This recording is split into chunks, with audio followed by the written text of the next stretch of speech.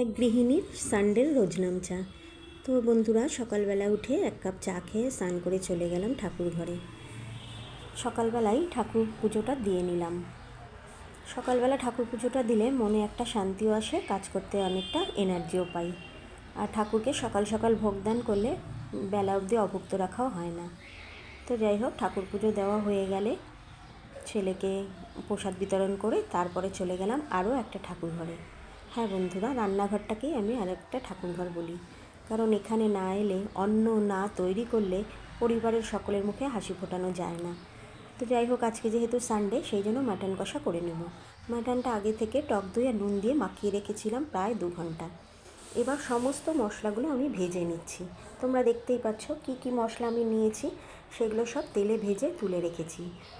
তারপরে আমি কী করলাম, পেঁয়াজ, রসুন, আদা, টমেটো এই মশলাগুলো সব ভেজে রেখেছি। আসলে আজকে একদম নতুন স্টাইলে সমস্ত মশলা ভাজা, সেই দিয়েই মাটন কষাটা করব। শুধুমাত্র হলুদটাই দিতে হবে, হলুদটা তো আর ভাজা যায় না।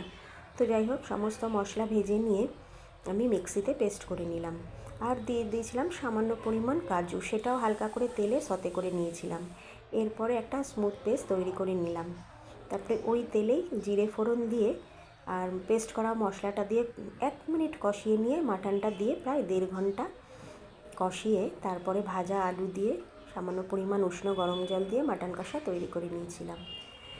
বন্ধুরা, আমরা যদি রান্নাঘরে না আসি তাহলে পরিবারের মুখে হাসি ফোটানো যায় না।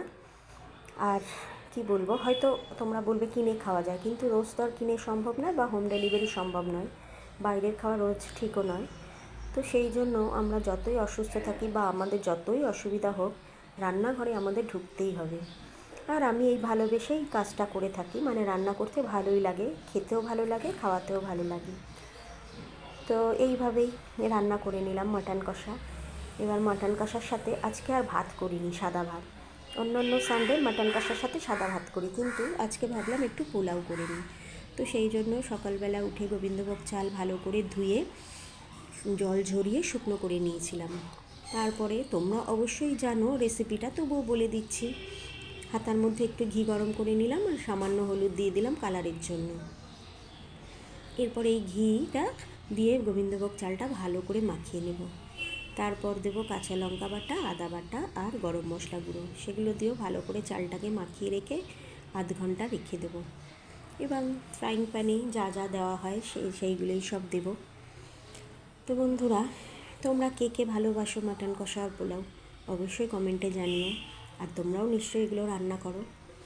তো রান্না করছিলাম, আর রান্না করতে করতে চিন্তা করছিলাম, সানডে বলে যে আমরা ছুটি পাবো সেরকম কোনো ব্যাপার কিন্তু আমাদের ভাগ্যে নেই। মানে মেয়ে বলো, বউ বলো বা মা বলো, আমাদের কিন্তু সানডে বলে কোনো ছুটি নেই।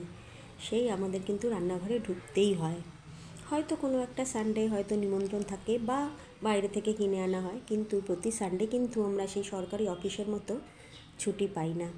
তো এইভাবেই, যাই হোক, আমার ভিডিওটা আজকে এখানেই শেষ করছি। তোমাদের যদি ভালো লাগে অবশ্যই লাইক, কমেন্ট, শেয়ার।